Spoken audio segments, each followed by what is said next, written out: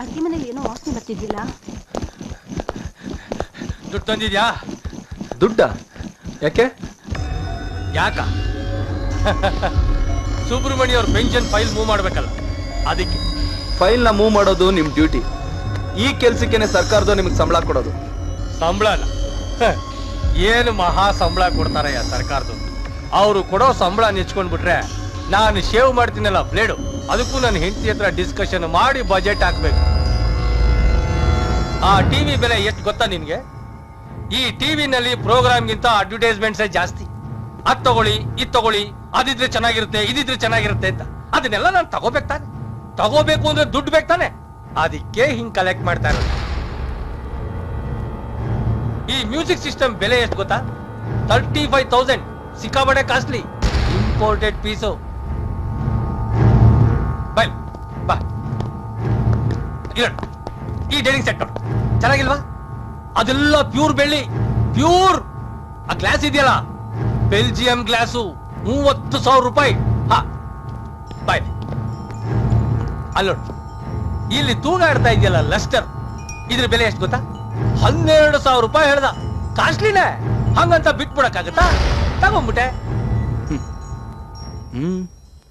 ಚೆನ್ನಾಗಿದೆ, ಆದ್ರೆ ಲಂಚ ತಗೊಳ್ಳೋದು ತಪ್ಪಲ್ವಾ? ಯಾವನಯ್ಯ ಹೇಳಿದ್ದು ಲಂಚ ತಗೊಳ್ಳೋದು ತಪ್ಪು ಅಂತ?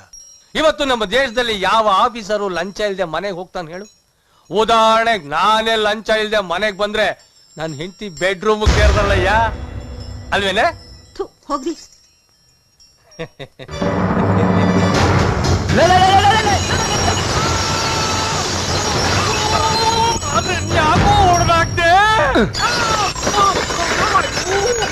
ಕರ್ನಾಟಕ ಜನದ ಹತ್ರ ಭಿಕ್ಷೆ ಬೇಡ ತಂದಿರೋ ಈ ಬೆಲ್ಜಿಯಂ ಟೇಬಲ್ ಮೇಲೆ ಊಟ ಮಾಡ್ಲಿಲ್ಲ ಅಂದ್ರೆ ತಿಂದಿದ್ ಅರ್ಗಲ್ಲ ಅಲ್ಲ ಸರ್?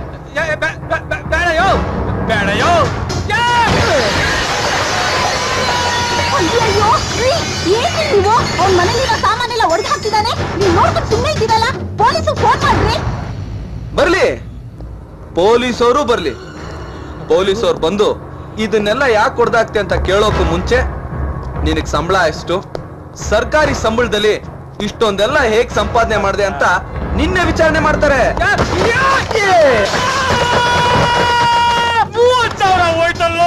ಆಮೇಲೆ ಆದಾಯಕ್ಕಿಂತ ಹೆಚ್ಚಾಗಿ ಆಸ್ತಿ ಮಾಡಿರೋರು ಕಾನೂನಿನ ಪ್ರಕಾರ ಅಕ್ರಮ ಅಂತ ಇದೇ ಟಿವಿಲಿ ತೋರಿಸ್ತಾ ಇರ್ತಾರಲ್ಲ, ನೋಡಿಲ್ವಾ?